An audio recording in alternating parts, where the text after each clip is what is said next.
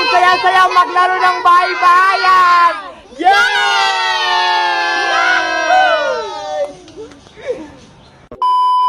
Ang tama mong bata ka! Wag punay! Wag punay! Lumayas ka rito! Oh, no!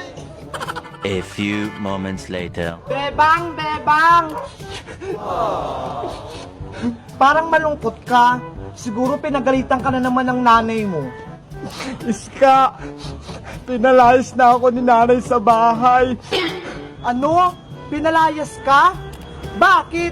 Hindi ko kasi nahugasan yung pinagkainan ko. Kaya ayun, nagalit. Iwasan mo kasi maging tamad. Ayan tuloy, pinagagalitan ka ng nanay mo. Paano na yan, Iska? Sana ako titira. Alam ko na, gagawa tayong bahay-bahayan. Bahay-bahayan? Oo, gagawa tayong bahay. Doon tayo matutulog at kakain ngayong gabi.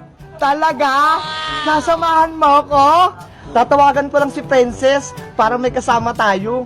Sige, isasama ko din si Mateo. Oo, para mas masaya. 20 minutes later. Iska, Princess, dito na yon. Hala, dito na ba tayo gagawa ng bahay-bahayan? Baka mamaya mumultuhin tayo mamayang gabi. Okay lang yan, Princess, para mas masaya. Tara, simulan na natin yung paggawa para mabilis tayong matapos. Princess, kumuha kang pagkain at banig na sapin dun sa bahay nyo. Sige, kukunin ko na yung banig. At ikaw naman, Bebang, kumuha kang kumot para gawin nating tolda. Kukuha naman ako ng kahoy at tali para matibay yung gagawin nating bahay-bahayan. Ate Iska, ano naman dadalahin ko?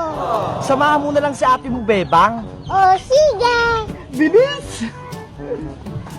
Ano kayang ginagawa ni nanay? Ate Beba, natutulog si Arisitang. Paano natin makukuha yung kumot?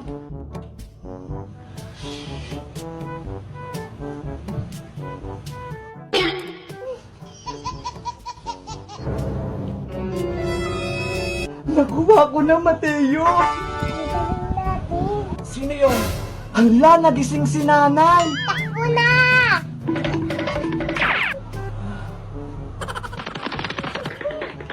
Ayan na sila, Bebang! Ang tagal nyo naman, Bebang! Kanina pa kami nag-aantay! Kasi si nanay natutulog, baka magising. Muntik pa ata kayong mahuli ni Aling Sitang, ah! Buti nga nakatakbo kami ni Ate Bebang. Tara! Gawa na tayo dito ng bahay-bahayan! Simulan na natin! Yay! 20 minutes later. Dito ko na ba itatayo? Diyan na, Iska! Maganda na yung pwesto na yan! O sige, mag-uukay na ako! Ayan! Medyo malalim na to! Si Iska, parang nag-uukay lang ng kamote, ah! Ayan, pwede na to! Ang bilis mong gumawa, Iska! Nagawa ko na yung tali pati poste. Ako naman maglalagay ng kumot. Galingan mo, Bebang, ha? Para maganda yung silong natin. Ang ganda na ng bahay natin. Ang dami pang halaman. Wow! Ang ganda! Excited na akong humiga. Pwede na akong hindi umuwi sa bahay. Ang ganda ng pagkakagawa namin. Nay, ano po yan? Lumpia wrapper to, Bebang. Para saan po yan? Magluluto ako ng turon. Wow, turon! Masarap yun, favorite ko! Asan po pala yung saging? Hala? Asan na nga ba? Paano kayo makakapagluto ng turon kung walang saging? Naku, nakalimutan ko atang bumili. Tumakbo ka doon sa palengke. Bumili ka. Hala, ang layo. Sige na nga, para makakain ako ng turon. Bebang, saan ka pupunta? Sa palengke po, Aling Tere. Bibili pong saging. Magluluto po kasi si nanay ng turon eh. Ay, tamang-tama. May binibenta akong saging dito. Ito oh, masarap to pang turon. Talaga po. Sakto, hindi na ako pupunta ng palengke. Diba? Para hindi ka na mapagod, bilhin mo na to. Magkano po ba to? 50 pesos lang yan.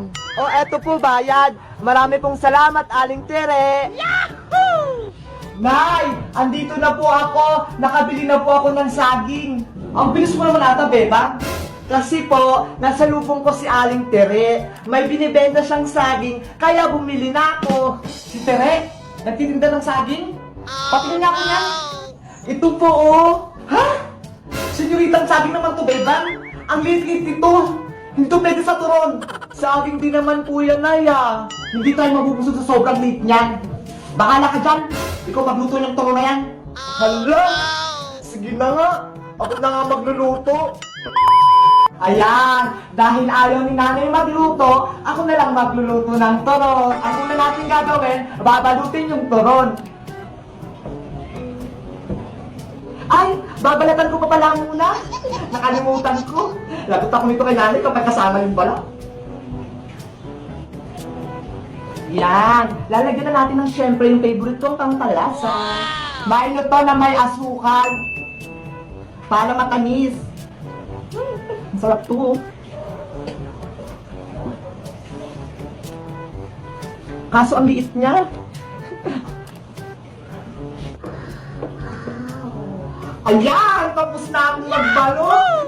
Magluluto na tayo. A few inches later. Ayan, sunog na. Pwede na to.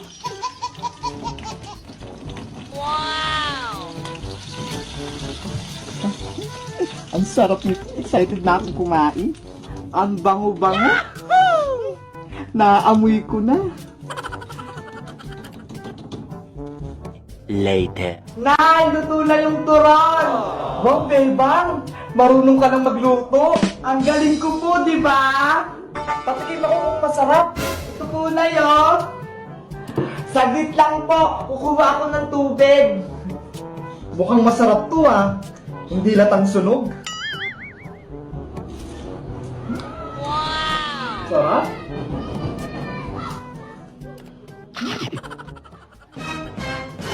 Hala! Asa na yung turon? Naubos nyo na? Sabi ko naman sa'yo, Bebang, malilit yung binili mong saging. Ayan tuloy, tamang-tama lang sa akin. Hindi nyo man lang ako tinirahan kahit isa. Paborito ko pa naman din yan.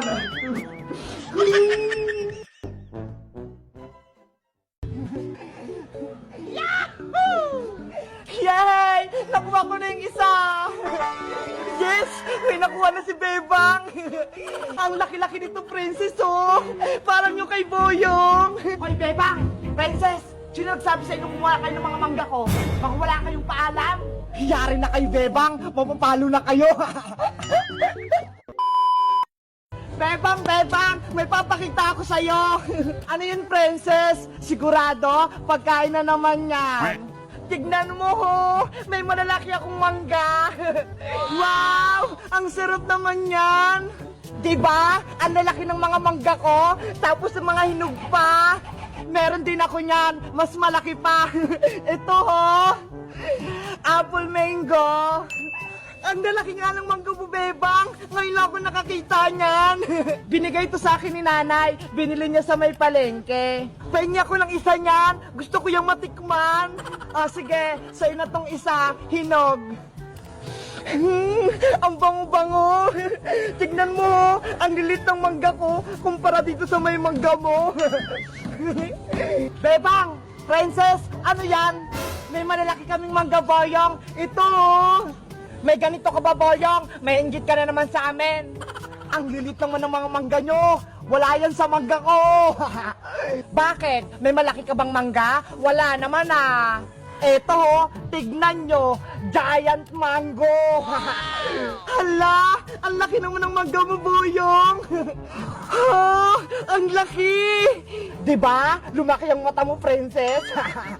Boyong, saan mo yan nakuha? Gusto ko din ng ganyang kalaki. Doon lang oh, sa kapitbahay namin, ang daming bunga, pwede rin kumuha. Talaga? Hindi magalit yung may-ari, Boyong? Oo, basta marunong lang kayong umakyat, makakuha kayo ng mga ganito kalalaking mangga. Sama mo kami, Boyong, para makuha din kami ni Bebang na ganyang kalaking mangga. Sige, ituturo ko sa inyong puno. Tara na, Princess! Kukuha tayo ng malalaking mangga. A few moments later. Bebang, ayun na yung puno ng mangga, oh. Wow! May mga bunga nga! Ang lalaki! O ayan, pwede na kayong kumuha ng mangga. Aalis na ako, ha? Thank you, Boyong, ha? Tinuro mo ko saan yung malalaking mangga. Bebang, ikaw na umakyat sa puno ng mangga, ha? Ako yung sasalo dito sa may baba.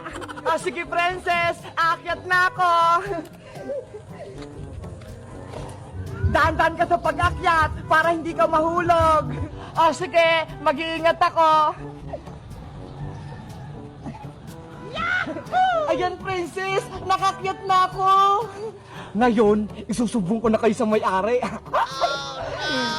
Manggaspar! Manggaspar! Ano yun, Boyo? May kumukuha pa ng malalaking bunga ng mangga nyo. Ano? May kumukuha sa malaking mangga ko?